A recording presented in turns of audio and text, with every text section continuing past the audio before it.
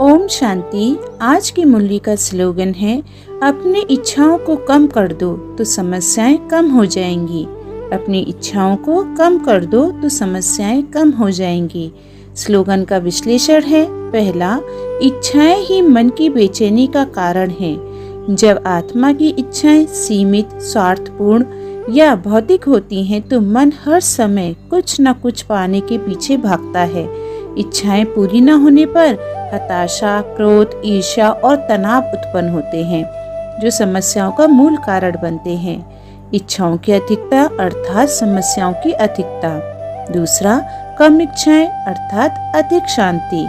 जो आत्मा बाबा की याद में रहकर संतोष, त्याग और सेवा भाव में रहती है, उसकी इच्छाएं स्वाभाविक रूप से कम हो जाती हैं।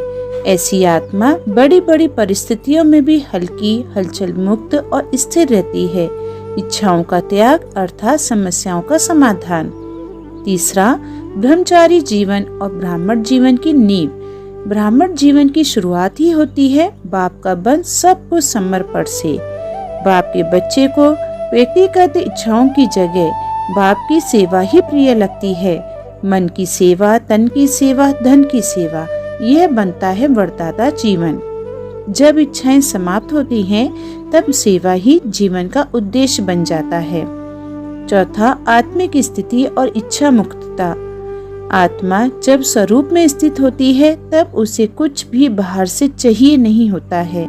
मैं आत्मा शांत स्वरूप हूँ। इस स्मृति से आत्मा स्वतः आकर्षण और अपेक्षाओं से मुक्त हो जाती है। आत्म अभिमान ही इच्छाओं पर विजय दिलाता है।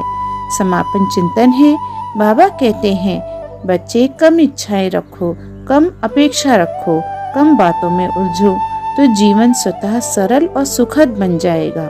जहाँ इच्छाएं समाप्त होती हैं, वहीं सच्ची प्रसन्नता आरंभ होती है और वही आत्मा सच्चे अर्थों में बनती है समस्याओं से परे, साक्षी और संतुष्ट। अच्छा, ओम शांति।